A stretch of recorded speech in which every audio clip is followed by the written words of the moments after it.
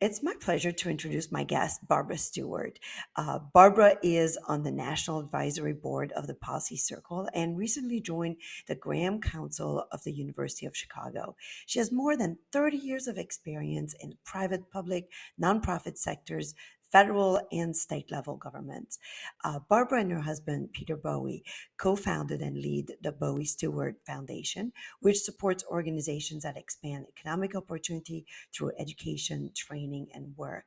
So Barbara served as the presidentially appointed CEO of AmeriCorps. And AmeriCorps is a federal agency for service and volunteerism, and it provides resources to more than 2,000 organizations throughout the country, and it hosts nearly 300,000 AmeriCorps member and AmeriCorps senior volunteers.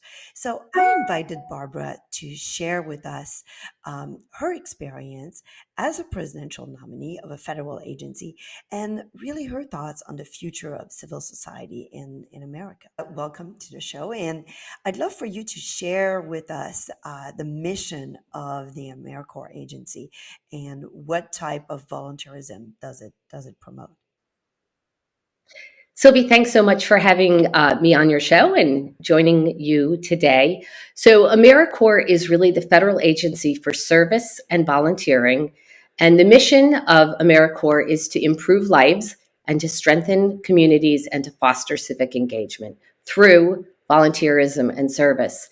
And so, currently, there are a couple of 100,000 seniors who volunteer with the AmeriCorps Seniors Program, and they primarily work in schools as foster grandparents or as senior companions, working with other seniors to help keep them in their home.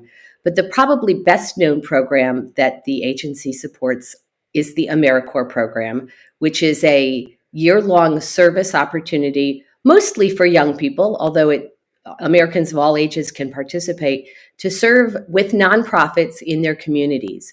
So they serve with organizations that you may be familiar with, like City Year or Teach for America or Habitat for Humanity or Catholic Charities. But they also serve with a lot of very small local organizations all throughout the country doing what needs to be done in that community, be it working at a homeless shelter or in food security or in education.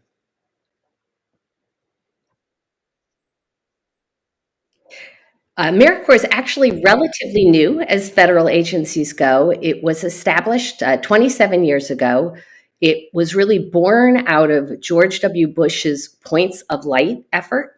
And then President Clinton uh, furthered that effort. And under the Clinton administration was signed into law the AmeriCorps organization of service as we know it today. Some of the programs pre-existed. AmeriCorps Vista was around before the agency's creation, but the agency's 27 years old. Yes. And how does the agency work with work with the local communities or the state as being a federal agency? I guess people signed up with the agency at the federal level and then they get assigned to local agencies. How does that work? How is it structured? So it's actually a federal grant making organization. And one of the things that very much appeals to me about AmeriCorps is that there are wonderful private public partnerships and also strong partnerships with states. So, for example, every state has a governor appointed state service commission. And a lot of the federal funds flow through the states, and states, guided by their governors, are able to make decisions on where AmeriCorps members should serve and what the real opportunities are at their local level. We also AmeriCorps partners with mayors and nonprofits throughout the country to make decisions about what the AmeriCorps members are going to be working on. So there's a lot of flexibility in terms of service opportunities, but there's a lot of local discretion about what really is needed in Alaska versus Missouri versus Maryland versus Florida.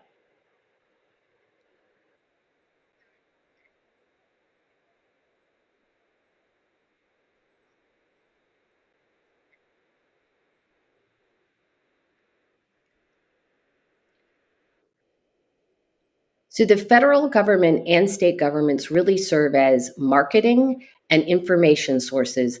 And almost all of the actual recruitment is happening within the organizations where the AmeriCorps members would serve.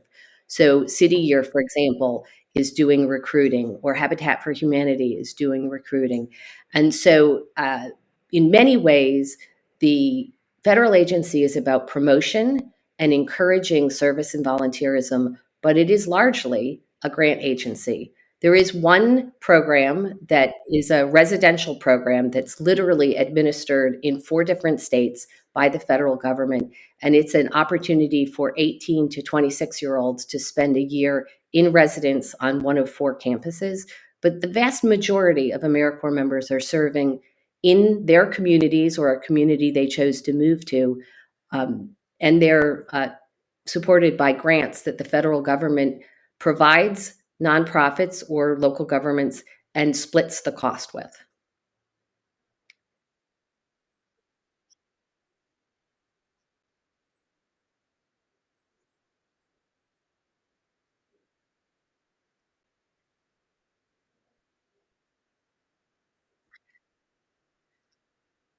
Yeah, great question, Sylvie. Unlike many other people who have led AmeriCorps, I am not from the AmeriCorps nonprofit service background per se. Can I start that over? Okay. So, so great question, Sylvie, because it really was quite an interesting experience.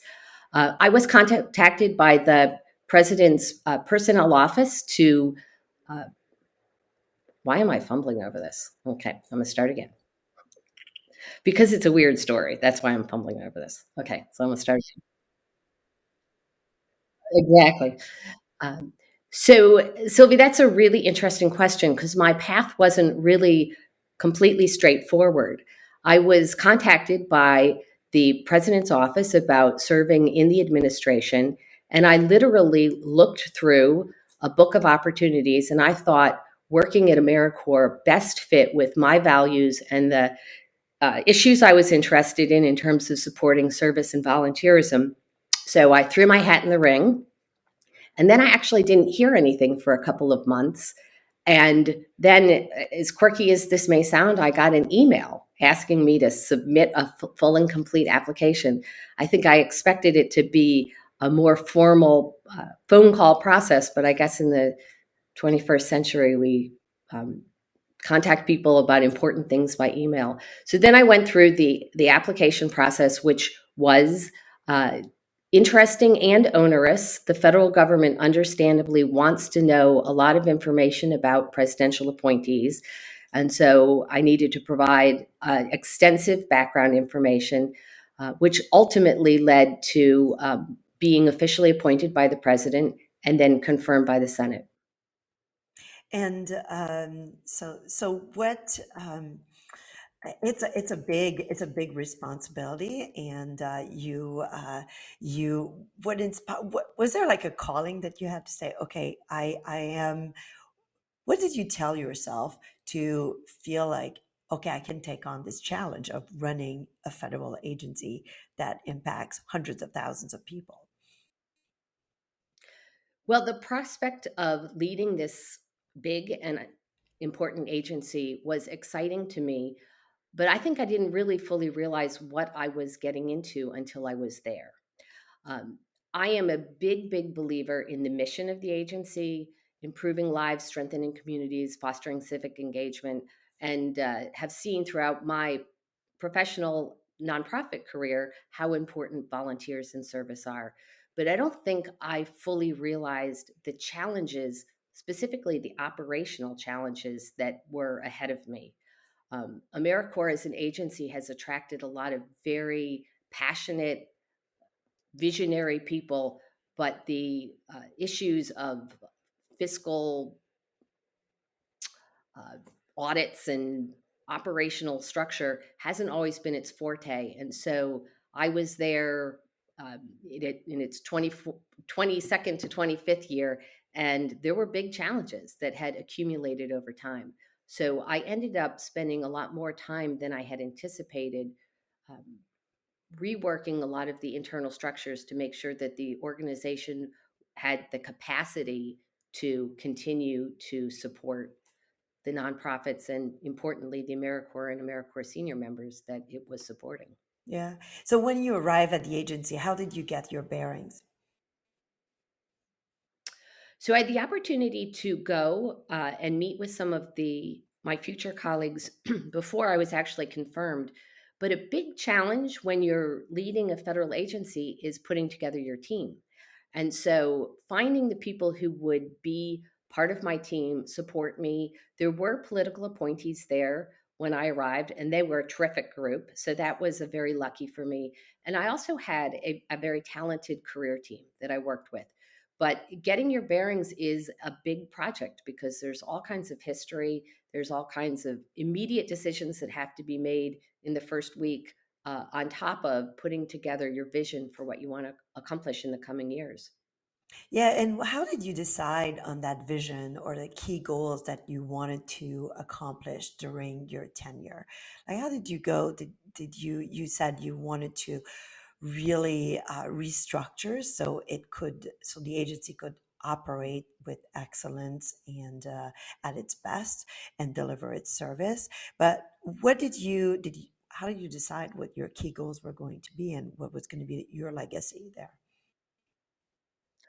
So it's interesting because what you envision before you're confirmed and what you're confronted with in terms of reality are often quite different. So I had envisioned using the contacts and relationships I'd had to really strengthen the public private partnership and to get more nonprofit organizations, but importantly, business organizations to strengthen the AmeriCorps program. So that was my original vision and something that I did focus on to some extent over time. But when I arrived, I was not uh, fully aware of the operational challenges. And I ended up 8 weeks after being confirmed, having to testify before a House hearing about the longstanding operational issues of the organization. So, much more quickly than I would have originally anticipated, I ended up having to do a deep dive about our audit, our financial problems, and our operational problems. This was not what I expected in my first couple months, but it really opened my eyes to the challenges that existed. Fortunately, there were a small group of career folks who were very well aware of these challenges and had put together a blueprint of strategies that we could employ to really strengthen the agency. And what they needed was the political will to push through those strategies. So I ended up adopting a lot of the suggestions that the career folks had made and developed in the last year, and bringing in some additional talent from the private sector and from other areas of government so that we could actually make progress. But it was not what I expected. I really didn't think I'd become engaged in operational things as much as I did. The other thing that was a really fun project that we worked on while I was there was rebranding the agency to be called AmeriCorps. In a quirky twist, the legal name of the agency is the Corporation for National and Community Service, and nobody knew what that was. Everyone knew the agency by its primary program, AmeriCorps. So, one of the fun projects that we worked on was to change the logo, which had become very outdated, and more importantly, rebrand the entire agency under the AmeriCorps moniker, which again was much better known, had a little bit of baggage. I'm not saying there weren't some issues with it that we had to consider, but in the long run, it felt like that was the right investment to make in terms of marketing. Yeah, and that's a it's a great project to lead. As when you look back at your tenure there, what do you feel you are the most proud of, or what makes you look back and say, okay, this was really a great thing that we change, and for the person who is taking over from me, let me just rephrase that. Let me just rephrase all this. Um, what was your greatest accomplishment that you felt at the agency, or the experience that you had there that you felt really enriched your life? So I thought that we made some very good steps in terms of professionalizing the internal structure of the organization. I'm really proud and excited by the rebranding work that we did. And it's very gratifying for me to go on AmeriCorps' website or to see their branding and a full embrace of a term that we coined, bringing out the best in America. And that volunteerism and service really is so essential to moving communities forward, to addressing polarization in our country. So the branding was something that I'm very proud of, but I'm also proud of the people that I brought in and the steps we made to move forward in terms of some long-standing operational issues. And again, it sounds dull, right? The marketing stuff is exciting, the operational stuff is dull, but if the public doesn't have confidence that the agency can execute on its mission, and candidly, if Congress doesn't have confidence, then that undermines the agency's ability to get funded and move forward on its agenda. Yeah. What do you think, I like to, in conclusion, what do you think is the future of volunteerism in America? Do you feel like it's growing or shrinking? There's different reports about that. But from where you were, what do you see as the future? AmeriCorps did a number of studies on volunteering in America, and a very good news that came out of them over a 25 plus year period is that volunteerism is a steady, stable part of what we do as Americans. More than a third of Americans formally volunteer, and even more than that, volunteer in their community simply by helping their neighbor or helping their family in a variety of different ways. So, volunteerism is really alive and well and very stable. I think bringing people together in service and volunteerism and community is also solving the problem of conflict and polarization that we have.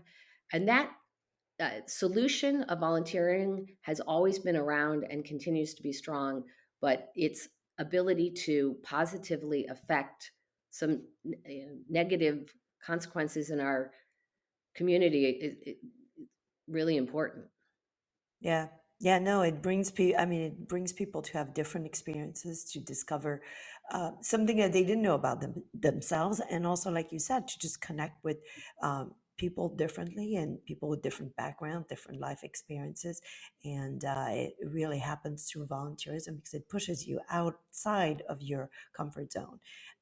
For the most part, there's just love to touch on this, but there is, do you think that community service could be treated like military service and be run at the federal level? I know that there's a bill that was introduced in 21 by a bipartisan bill that talked about expanding the national service with the Corps Act, and it was called like Cultivating Opportunity and Recovery from the Pandemic Through Service. I guess this was done in the context of COVID. But what were your thoughts on these discussions? I'm sure you were part of these discussions in some capacity about having a bill around cultivating volunteerism. So uh, that legislation was introduced after I left AmeriCorps, but I am familiar with it. And I think broadly, the notion of expanding service opportunities is a great one. And some people are interested in serving in the military, and for a variety of reasons that may have to do with health or other reasons, uh, the military isn't an option for them. And so national service is a great option. Some of the sponsors of that bill themselves have served in the military and have seen the uniting reality of serving with people from all over the country and why that's so important. And similarly, national service has the same outcome. And so I think the thought of expanding service opportunities, which is one of the primary goals of that legislation, is really essential in terms of bringing people together. Military service is very special, and I don't want to uh, necessarily compare the two, because in military service, people are putting their life on the line. I have enormous respect for military service. But national service people are also putting their time and commitment and effort in their community in a really meaningful way. And so the notion of getting more Americans engaged in military service and national service, I think, is a really important goal.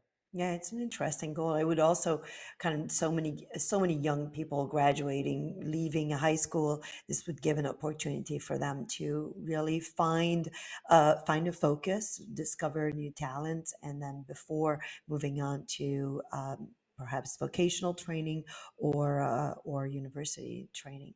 So, in conclusion, I'd Hmm. love for you to share, one of your lessons, life lessons, or act. Yeah, let me repeat that. So, I'd love for you, in conclusion, to share one of your life lessons or something that you tell yourself to that encourages yourself to put yourself out there and do what you did. Let me just rephrase this. I'm going to go.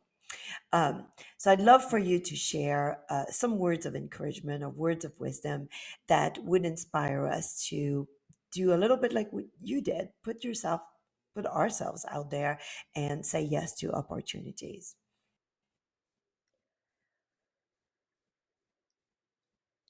So, an interesting aspect of what you're asking is about personal bravery. And I would not say that I was always as brave as I would have liked to have been in my corporate career and when I was younger. And one of the things that I loved about my opportunity at AmeriCorps was it was a real opportunity to be personally brave and do what needed to get done, even if there were people who pushed back or didn't necessarily support in the short run the goals that you were trying to accomplish, although they shared the long-term goals. And so where I'm going with this is at any age, the sooner you dig in and take risks, uh, the better your outcome is going to be, both in terms of the organization you're working with or working for, and for you personally. So setting goals is also one of, I would say, my life hacks. Working in the federal government actually was a goal of mine that I wrote on my business school application form. And I look back and sort of laugh, but also really smile when I see that. So, setting goals, even though they may feel audacious at the time, is how you will eventually get where you want to go. Yeah. Thank you. Thank you for this interview. Really appreciate it.